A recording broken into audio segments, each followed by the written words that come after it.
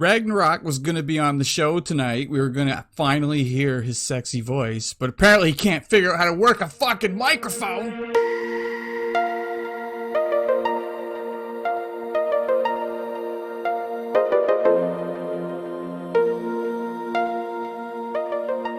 I'm Captain Vinzer Flynn, and you're listening to Shitfaced in Hyperspace.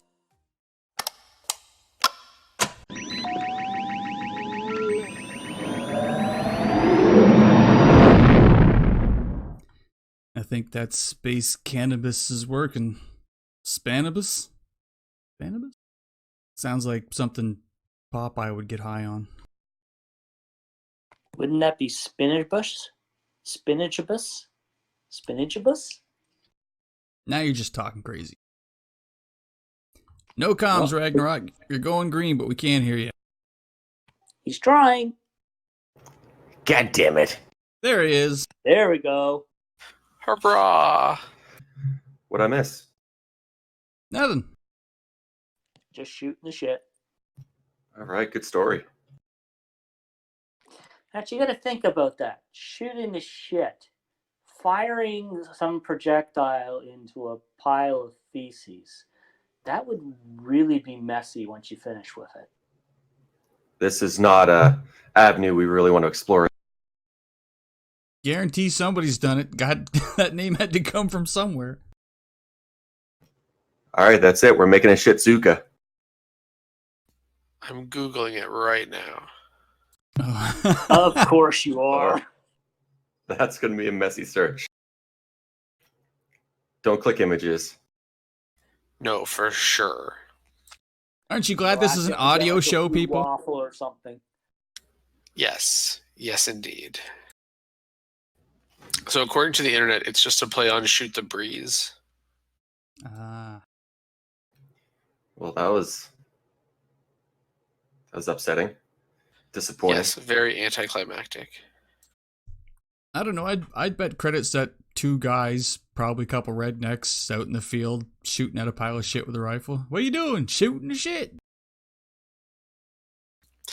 This article says it starts with basically cowboys shooting their guns at nearby pieces of shit on the ground while they waited for other cowboys.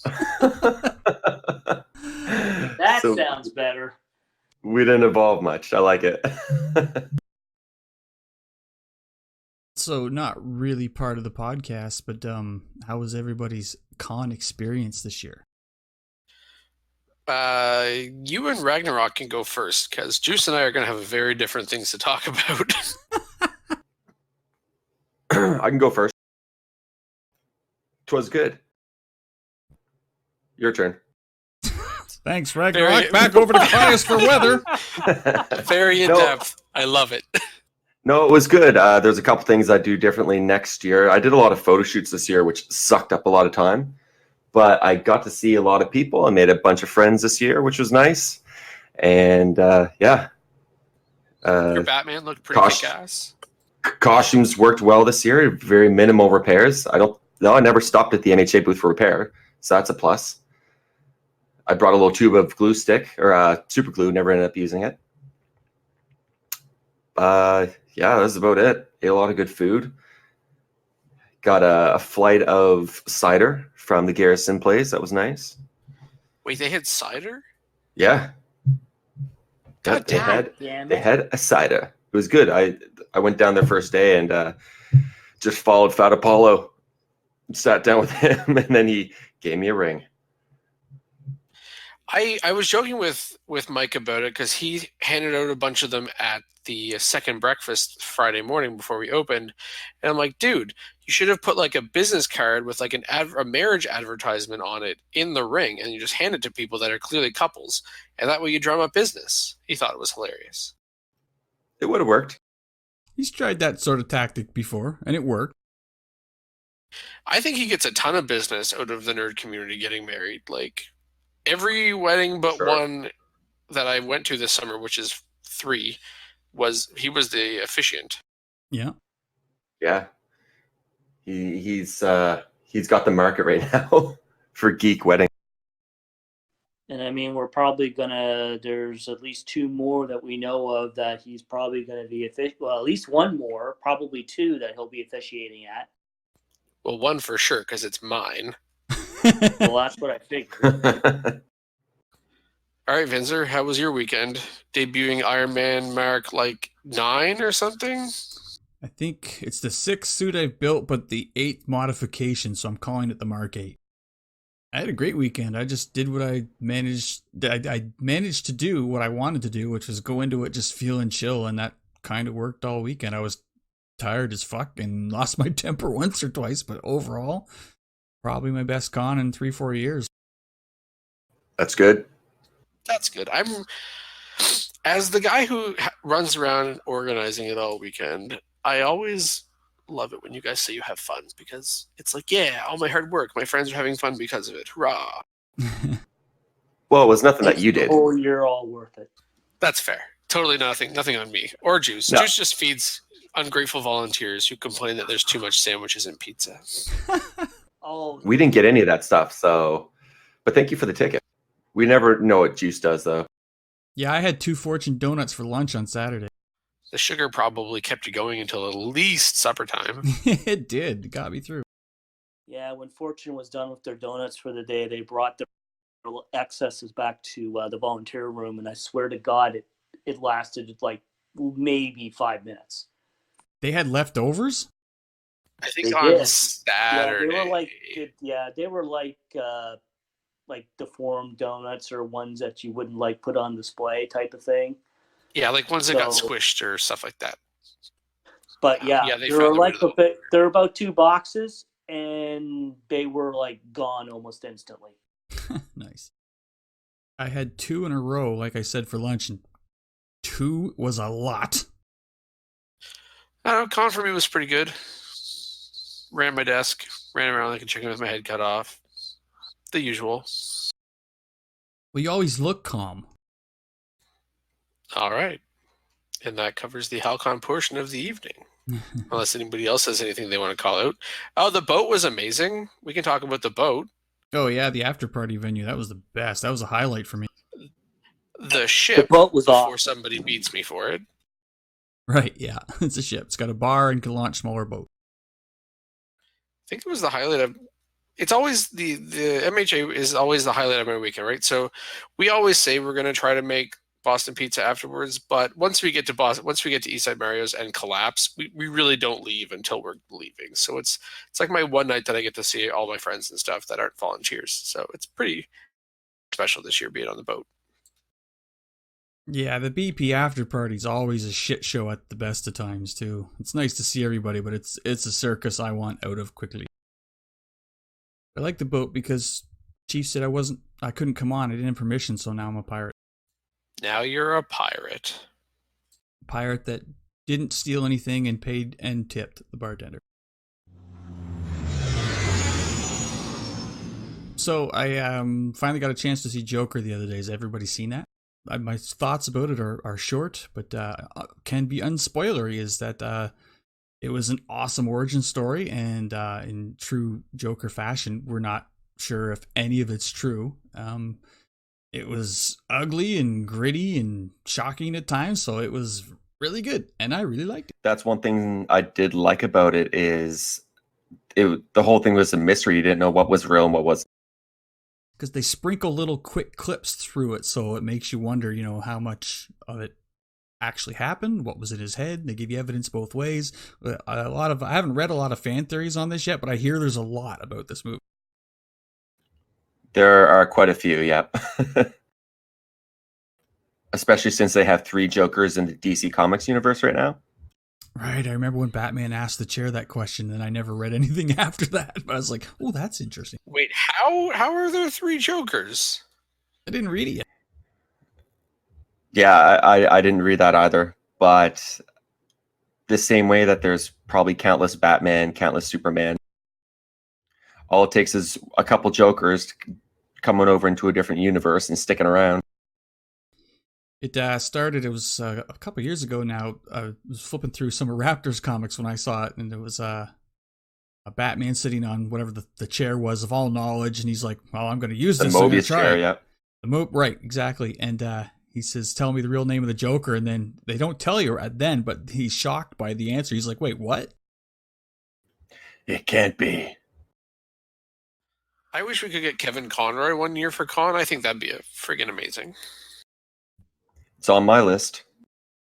I mean, I did have him sign one of Vinzer's art pieces. Oh, right, when you went to Dragon? No, I actually had Alden take it for me. I think it was Fan Expo, maybe. Oh yeah, right, yeah. They did Montreal and Ottawa this year, so I don't remember. Okay, They did a probably lot of cons Ottawa this year. The two of them. He and Mark Hamill did a joint Batman and Joker panel at Fan Expo. It was the most worthwhile 3-hour wait in line that I've ever experienced because the panel wasn't made. That sounds incredible. He is my Batman just as much as Mark Hamill is my Joker, and nobody can replace them in my head. Did I see that he's going to be coming to? Is it Infinity Crisis or whatever it is for CW? Crisis on Infinite Earths. That's the one. Maybe. Who are we talking about? Are we talking about Hamill or are we talking about Kevin? Kevin. I think that's right. I think Conroy's. Let me Google. I'm pretty sure he's going to play him for the first time in the real world. Yeah, that's right. They're going apeshit with this crossover. I mean, they could bring in, Black Lightning and, Kingdom Come Superman, 90s Flash. This huge list. Literally every Marvel actor that is still alive is probably in this thing, except for Linda Hamilton, I think. They're bringing Kingdom Come Superman. I think Burt Ward, 60s Robin's even in it. Yep. Which is awesome.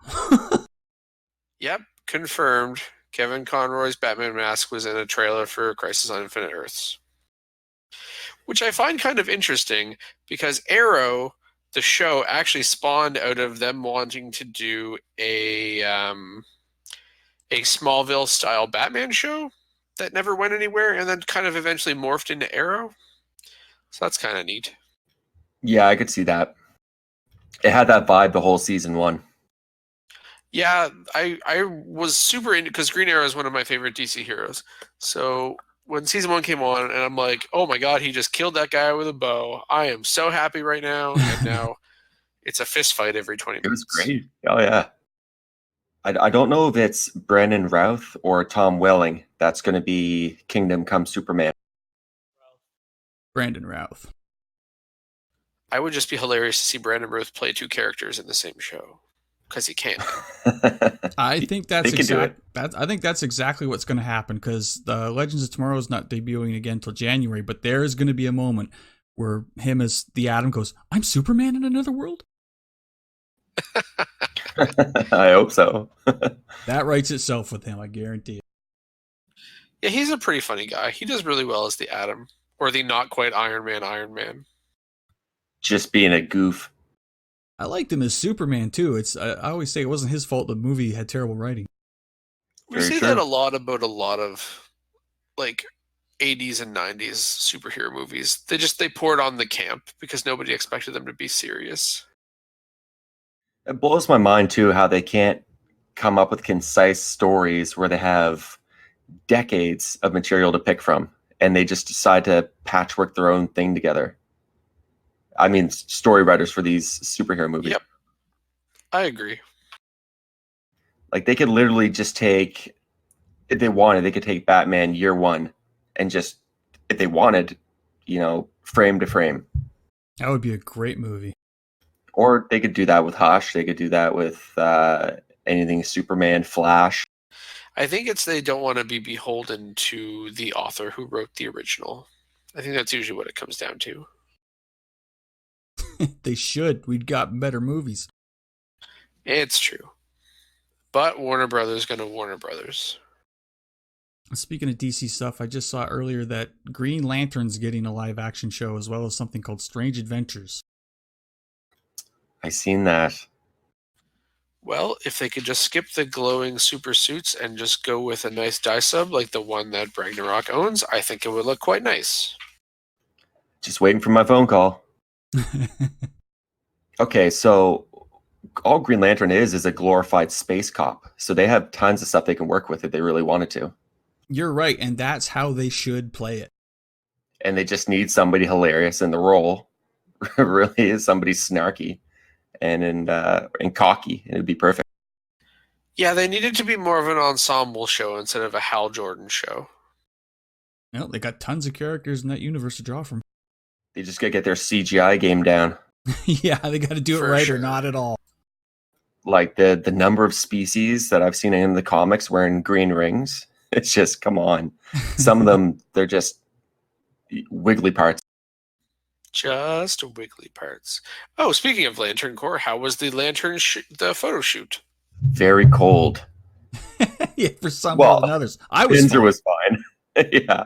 Kylo Ren was fine as well, I believe. Luna in her tights was probably pretty chilly. Yeah, she was cold. She was quite cold. Total trooper the whole time, though. Oh man, she barely complained, which is great. You know, it's just such a cool day, even for me. Like my fingers, I found just froze, but we kind of were in a circle, and the wind wasn't at us too badly. It's a good turnout. Like 25 people came. Yeah, and I had like a green translucent ring, and just the way the sun hit it, so it looks like it's glowing in all the pictures. It's awesome. That's really cool. Merida, it was sad that she didn't get her death pulled together, but she's going to try to wear it for something else. Oh, hell yeah. Like, I'll be wearing my costume again, if nothing else. And I'm sure there's always going to be a indigo prince floating around now. That was pretty funny. Mike did it. It was genius. Yeah, Indigo Prince and Orange Lantern Kingpin lighting a cigar in the ring. Those guys stole the show. That was awesome. Well, we have a new... I don't think we talked about... Because it's been a while since we did a podcast. We haven't talked about the new Mandalorian trailer. That comes... Well, it comes out in 5 days, but the new trailer was even better. We finally got to hear Pedro Pascal's voice. Yeah, and the action they showed in that trailer has me more psyched than ever. I think everyone's looking forward to this more than the movie. I showed some guys at work that don't care about Star Trek, or Star Wars, and he just saw Intergalactic Western, and he's like, I'm down. We're watching this. Yeah, I don't even think you have to be a Star Wars fan at all to get on board with this one. I feel like if you liked Firefly in any way, shape, or form, you should like this show. Like, it's basically the same thing-ish. Yeah, he was like, what? So is this a movie or something like that? And I was like, nope, it's a TV show, space bounty hunters, lots of people dying. He's like, sign me up. That'll be $9.99 straight to the mouse. That's right. Which I can't play on my goddamn smart TV. I saw that. Yeah, I saw you post about that. The crappy thing is they won't let you... I haven't actually been able to sign up for it yet, and I really wanted to do it ahead of when it comes out because it's going to be crazy on Wednesday. Yeah, it should be. But I'm in no rush to watch it either, just so long as it's within the week. Yeah, same here. Well, we get 2 episodes the first week, right? One's on the 12th and then one's on the 15th. Everything about that show, the scenery, the characters, the look of the Mandalorian. I've been staying kind of far away from it until it airs. Did they give a name to him yet, the Mandalorian? No. Nope. He's just been referred to as the Mandalorian. Do you think they're going to? That's the question Probably. I have. Like, is they going to go the whole season just somehow in the narrative skirting around his name? Like, that would be pretty cool because that would really keep the mystery in him. Yeah, I agree. I think that'd be pretty cool. Kind of like when you're playing like an RPG, and because they can't program your voice into it, they just call you Captain or Commander or whatever. Yeah. I could see them doing that. I kind of dig that. Maybe that's just his name. His parents were really fucked up. It was Amanda to start. What do you want to put on the galactic birth certificate? First name The, last name Mandalorian. My wife's going to hate this. Maybe his first name's The Man and his last name's DeLorean. I imagine Taika Waititi's assassin droid will have some sort of hilarious nickname for him. I hope that droid has the best Taika Waititi sense of humor that we've ever seen on anything ever. Well, it's him. I got faith. I'm also pretty stoked at like the revolving door of directors. Like Favreau does an episode, and Taika does an episode, and I think Fellini does an episode, or Filoni, sorry. A whole bunch of other like good, cool, well-known directors. I can't recall all the names on it, but when they put the list out, I remember seeing all of them and just going, all right, we're going to have a lot of good episodes. Have they gotten down to how many episodes per season now? I want to say the Mandalorian's first season's 8 episodes? It's the same with shows that are like Falcon and Winter Soldier and stuff. It's like 6 episodes. It's more like a miniseries. So basically, Filoni does the first episode, and the 5th, and then Taika Waititi does the finale, and then Bryce Dallas Howard, Deborah Chow, and Rick, they might pronounce it Famuyiwa? Famuyiwa, there we go. He does a couple as well. So there's 5 directors over the 8 episodes. But every episode is written by Favreau, except for one of the ones that Filoni directed. He's also writing. And I got faith in both those guys. Me too. So I'm going over the cast of characters, and holy fuck, they actually put Nick Nolte in this. Oh my god, I forgot about that. Maybe he just wandered onto the set and they just kept rolling. Well, he's playing an alien. I think he's playing that short alien. I think the Anugonaut. Those are the 3-foot guys, aren't they? Ugnaught? Yeah. Yeah. So he's actually playing a probably a CGI character. So probably maybe wandered into the soundstage. His Wikipedia article does not list the character that he plays, so I don't know. The Mando wiki page does. He's playing Queel, a Ugonaut. Yep. Okay. So he's definitely playing an Ugnaught then. That's hilarious. Oh, and we're gonna have Twi'lek Tonks too. Yeah, I'm pretty like well-known like A/B listers in this is going to be ridiculous. Like Pedro Pascal and Gina Carano and Nick Nolte and Giancarlo Esposito, Carl Weathers, Werner Herzog, Taika Waititi, Bill Burr is in it. Ming-Na Wen is in it. That's right. Yeah, there's a lot of names. So all that talent leads me to hope that it's good, which I can't see it not being good. If Disney is basically betting its entire streaming service on this show, which they really are, I think it's going to be like hit out of the park. No question. I'm hoping they did a focus group that was just a bunch of, Gen X Star Wars fans saying, what would you guys like to see in a show? Well, it's certainly hitting all the right buttons on my Star Wars-o-meter so far. So, Yeah, right. Is that right next to your Trek-o-meter? Yeah, pretty much. Do you think we'll see lightsabers? I hope not. Whoa. Jinx. No, I get what they're saying. This is like on the outer edge. There's only one Jedi left. Yeah, we shouldn't. If we see Jedi in here, I will be very surprised. And then, of course, they might be Dark Jedi, or they might be like Ahsoka Tano, who like turned from the Order and are just out there. Mm-hmm. Out there somewhere. I think maybe the extent will be trophies. You might see some trophies kicking around that belong to Jedi.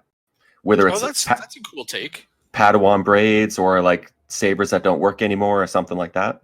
So one of the big things they've been going on about is that one character who's only ever existed in animated form is going to make the jump to the screen, and I'm curious as to who that is. I mean, Filoni is involved in a lot of ways, so that immediately leads me to say Ahsoka, but she doesn't really fit the time period. She does exist after the fall of the second Death Star. I mean, they're off to go find Ezra, so I mean it's entirely possible. How old is she possible. at that point? She's in her 50s, I think. And what's their lifespan like, I wonder? I think they're similar. I think they're like technically, genetically like a Twi'lek species cousin Not the same split, but like they're similar, and Twi'leks live about as long as humans. So Well, they're saying there's an unnamed Twi'lek bounty hunter, and I'm just looking at the actual actress's face, and I could see Ahsoka in like an older Ahsoka in it, maybe.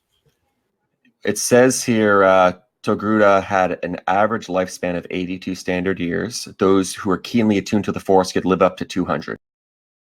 damn. So it's possible So, yeah. if they did want to do that, we could see her as a mystic of some sort. Here's what I'm wondering about the Mandalorian, because it's what, like 5 years after Jedi, so the Empire has suffered its defeat. It's probably still going in remnants and stuff, but now everyone's going to know who Luke Skywalker is and what hidden Force users are going to be starting to come out of hiding in those 5 years post Jedi. Maybe we'll see politics play a part in that, where they essentially silence anybody talking about it. Because 5 years after Jedi, Luke is somewhere out there doing his thing. He hasn't gone into hiding yet, so. Yeah, Jedi's true. what, like 5 ABY? About that, yeah, give or take. So Ahsoka's only going to be, she's born 36 BBY, so if this is only 5 years after Jedi, she's only 46 years old, so Yeah. not undoable. They're saying Return of the Jedi took place in 4 ABY. Okay, so Still. she's 45 at this point, so, still good. What was she in last? Was it Rebels? Yeah, she's in Rebels. All the way to the very, very end of Rebels. In So Rebels, she's definitely still what was alive. that time period? It ended right after the second Death Star was destroyed. Okay. Rebels is still Rise of the Empire Rebellionary, but they took the story to its epilogue post Jedi, where they show conclusively that humans and Twi'leks can in fact interbreed, a fact I never thought was true. So the premiere or the finale happened and I went, ugh. It could be Jason Syndulla. Who knows? That's an interesting thought. So we haven't actually discussed what the Mandalorian said finally, which was awesome. I'm convinced there was a part they clipped out. They're out there waiting for you. Yeah? Good. Motherfucker. It was pretty awesome. I love Pedro Pascal's. I haven't hated anything he's been in yet, which is good. Seriously, he was like the best part of... I first saw him in Narcos and I thought he was the best character in it.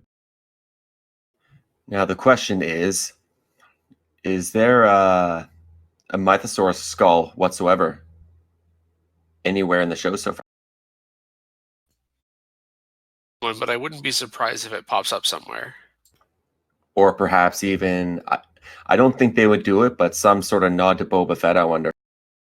I have a feeling we're going to find out about him even if it's just in a passing comment. If I see a Flynn Dragon in the background anywhere, I'm calling a lawyer. I want to be paid off.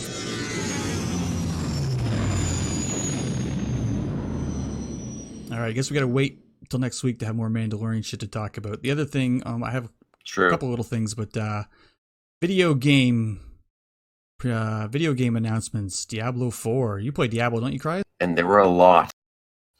Woohoo! Diablo 4, Overwatch 2, Blizzard basically dropped all kinds of stuff, except for StarCraft.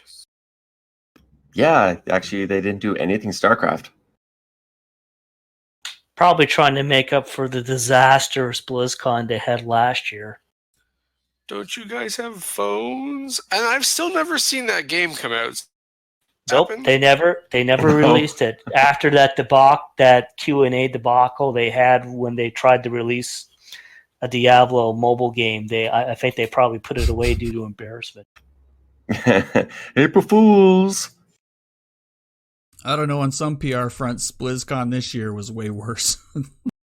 Maybe they weren't ready to announce a lot of these games, but they needed a good PR. They're just like, launch everything. Oh, I guess so. Fire everything! Sir, we haven't even started work on Overwatch 2. Announce it! Quick, make a video! Now, Ragnarok, you had to have been as excited as I was when Reinhardt hammered down. I was catatonic, I think. Like, I was just trying to hold back tears of excitement. Like, he hammered down, and then you see Brigitte's flail hitting like 6 or 7 people, and the camera's spinning, and everyone's hopping in. The Mercy just floats down like the angel she is. Yeah, they that I mean, you kind of knew some sort of heroic save was coming, but then it happens, and you're still freaking out, even though you knew it was coming. Even when you're just seeing Genji running on the rooftop, you know, at the 11th hour, just his little footprints. And he finally put some goddamn clothes on. It looks good. The fans seem to be pretty happy with most of the redesigns. Some are pretty subtle, but mostly they seem to be mad that Mercy got a haircut. I don't even notice it, to be honest. Apparently her ponytail's gone. So her ponytail's gone in one skin. Yeah. Because I'm pretty sure, you know, all your skins and unlocks carry over, which is huge. And I love that. It's a great idea. So I don't think they're going to take all the default colors and add them to the new skin. They might, but I don't think they will. They're bringing in a new graphics engine, or upgrading it anyway, and they did a side-by-side comparison. It's not super night and day. It is a little better. They did a tracer slider thing, but yeah, so we'll probably just get tuned up a little. And they don't really need that much polish either. The characters look great as is. They do, yeah. Are they porting all the skins over that they've already created? Yeah, everything that you've acquired in Overwatch 1. Don't look at it like a sequel as much as a huge ass update, I guess. That you have to pay for all over again. Actually, if you're Correct. if you're only interested in the PvP aspect, you don't have to do anything. It'll all just be there. The PvE is going to be a big addition to Overwatch 2, so you would have to pay for that. Kind of get the single player version. So if there's actually like a single player version of this thing coming out, then there will be. That's essentially what you're paying the money for. There's a PvE mode, there's a story mode, and there's hero missions. Well, you caught my attention. Well, I'm totally going to get this. I'm totally going to pay for that. Not only is there PvE mode, but you can take your hero and level them up, change their skills to affect your playstyle in whatever way you want to reflect your playstyle. And they had like Genji had like a laser blade attack that flew through a bunch of people, and Reinhardt had hammer strike. I only saw one on a random GIF, and it was Hanzo, where he marks all his targets, and then the arrow kind of goes through them, Yondu style. Oh, that's cool. And those abilities are only going to be for the PvE. They won't transfer over into the online play. PvP, rather. Can you imagine? It's really interesting how they've decided to do this. It sounds like they've really thought this through, how to make, players of the old game still comfortable and involved while adding something new and exciting to the PvE. I agree. Well, it's one of the most asked about things that Overwatch fans have wanted, was some sort of story to do something with all that lore. Because they got a lot of it there. And I mean, some of it's subtle, but there's a ton of lore built into this game. The comics, shorts, just reading. Lots of stuff to read. They had the lore all over the place. And that's when I first started playing it last year. That's what kind of sucked me in, is I kept trying to find out more and more tidbits about each character, their histories and shit. And I'm excited if each character is going to have their own story mode, perhaps. It's going to open up all sorts of different avenues for the characters that you love to play that maybe you didn't know about. That's 31 characters, not counting the new ones they're going to give. Yeah, exactly. Okay, that's it for us tonight. Thanks for joining. Join us in a couple days for Mandalorian Palooza. See you then.